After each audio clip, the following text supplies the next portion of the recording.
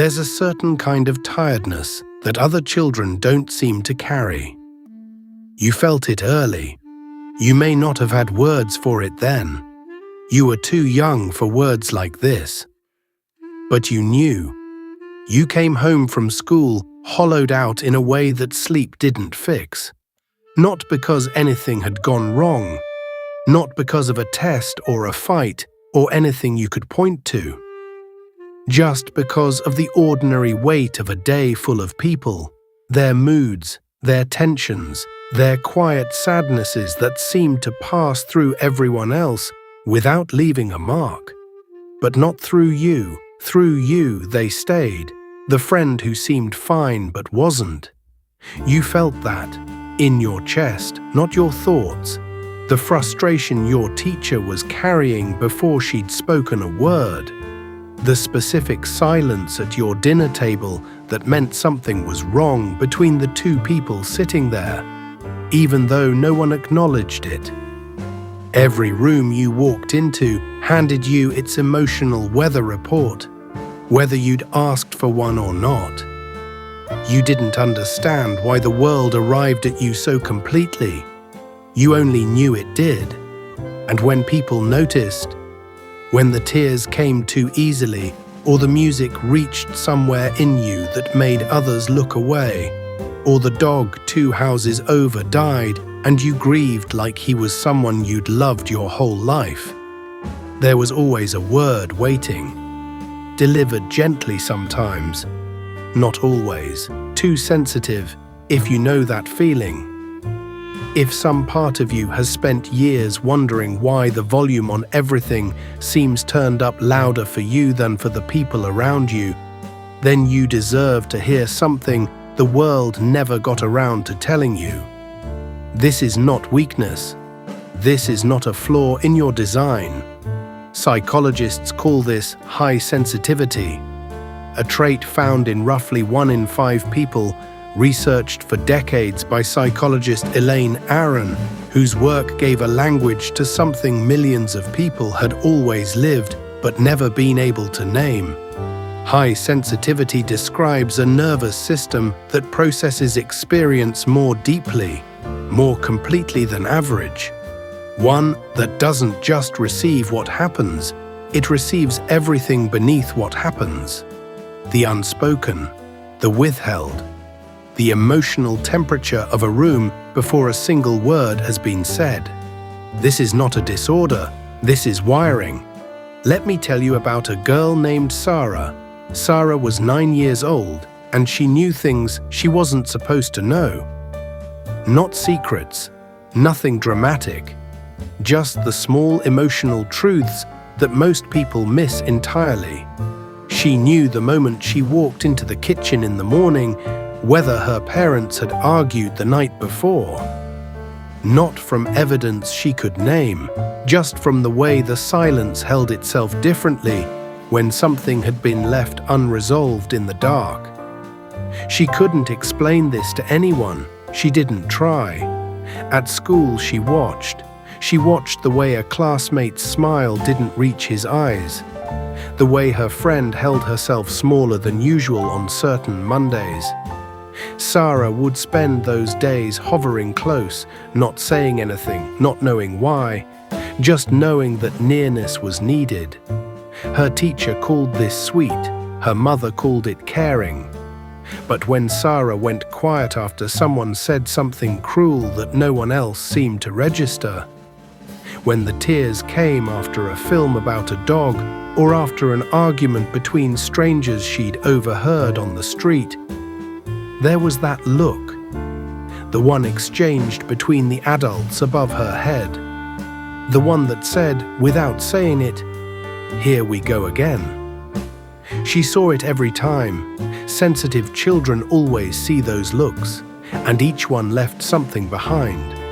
A quiet deposit of information about which parts of her were welcome and which parts needed to be managed, folded away, made smaller. By 10, Sarah had become skilled at making herself smaller. She learned to time her reactions, to hold the tears behind her eyes until she was somewhere private. to give people the version of herself they seemed most comfortable with, lighter, easier, less. She became the child no one worried about, no trouble at all. But here is what I want you to hold, because this is the part that most people who live this story never get to hear. Hold that thought, because first we need to understand what actually happens inside a child who learns to suppress the very thing that made her who she is. Sarah is now 27, or 35, or 42, still feeling everything, still absorbing rooms, still registering the thing beneath the thing the moment she walks in. Only now she is practiced enough to show nothing, practiced enough to seem fine. She types a message to a friend, reads it back, deletes it. Too much, she thinks. She says I'm okay before the question is fully asked. She sits in a meeting where something is clearly wrong and says nothing, though she's the only one in the room who felt it.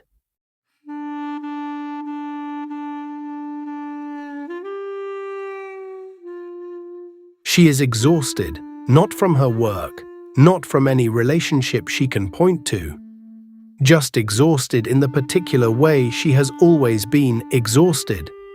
Only now there is no visible cause, and so she cannot explain it to anyone without sounding dramatic. She calls it a personality thing, something to manage. Here's what she doesn't know. Research from the Harvard Center on the Developing Child and neuroscience studies on emotional suppression show that when children consistently learn to override strong emotional responses, the nervous system doesn't simply forget how to feel deeply. It learns to treat feeling itself as a form of danger. The amygdala, already highly attuned in a sensitive child, doesn't grow calmer through years of suppression. It grows more vigilant, more braced, more ready to alarm at the slightest emotional opening. See, the body keeps the record of every feeling that was never allowed to move through it completely. And here is something most people never realize. The sensitive child who learns to suppress becomes in adulthood the person everyone else turns to with their pain. Because they still feel everything, they just no longer feel safe showing it. They become the steady one, the calm one, the one who holds everyone else's emotional weight while carrying their own entirely alone in a silence so familiar they've started to mistake it for peace. They became what they needed, for everyone except themselves. Think about it. Now, let me come back to what I asked you to hold. The sensitivity Sarah spent years learning to hide was not a defect in her design. It was her design. Research from Elaine Aron and teams at Stony Brook University found that highly sensitive individuals process emotional and sensory information at a measurably deeper neurological level than others. They detect nuance that others walk past without noticing. They read the emotional subtext of situations before it surfaces. They hold other people's unspoken pain with a depth of presence that cannot be practiced or replicated by someone who simply wasn't built this way. Here's the paradox, and it changes everything. The child who feels too much doesn't feel too much. They feel exactly as much as the world needs someone to feel. The world is simply not always sure what to do with them. The very depth that made Sarah too sensitive, that same depth, when finally given room, becomes one of the rarest forms of human strength.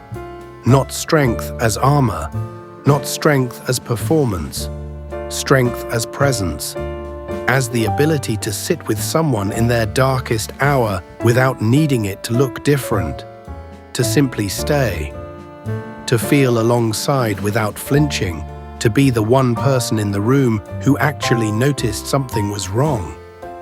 That is not too much, that is everything. Maybe you were Sarah, Maybe in certain rooms, on certain days you still are. Maybe you still edit your reactions before they reach your face. Still apologize for the tears. Still wonder why the world presses deeper into you than it seems to press into anyone else.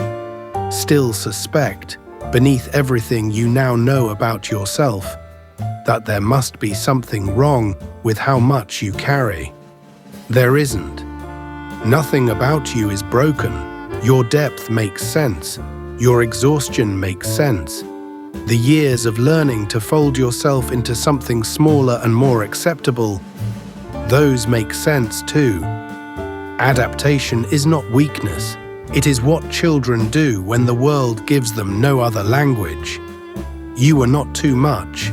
You are in the wrong room.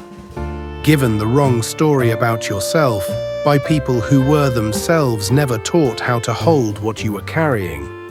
Not broken, not defective, not too much, just never fully understood. Until now, the brain is not fixed. Neuroscience tells us this with increasing certainty. Neural pathways that learn to suppress can, over time and with the right conditions, slowly begin to learn something different, something more honest. Not overnight, not from a single realization or a single conversation, but gradually. The way a room that has been shuttered for years can, when one window is finally opened, quietly remember what light felt like. It starts small, with allowing a feeling to move through you all the way to its natural end, without reaching for the switch, not explaining it, not performing it, just letting it be present the way you'd let rain fall without arguing with the sky.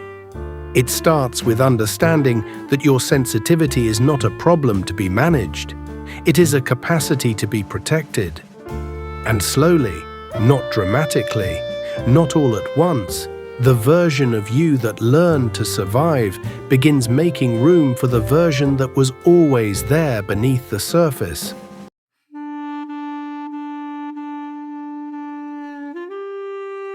The one who felt the weather in rooms, the one who knew before anyone said a word that something needed to be held, the one who was never too much, only too rare for the world she was placed in.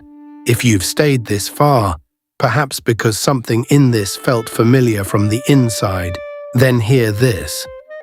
You are allowed to feel deeply. You are allowed to need more stillness than others. You are allowed to be moved by things that the rest of the room walks past without pausing. That is not a weakness they are missing. That is a world they are missing. The child who felt everything too deeply was never the problem. She was the proof that a more honest, more present, more fully human way of existing was possible, and that it had been here all along, quietly, inside someone who was only ever asked to shrink it. You were never too much. You were just finally waiting to be understood.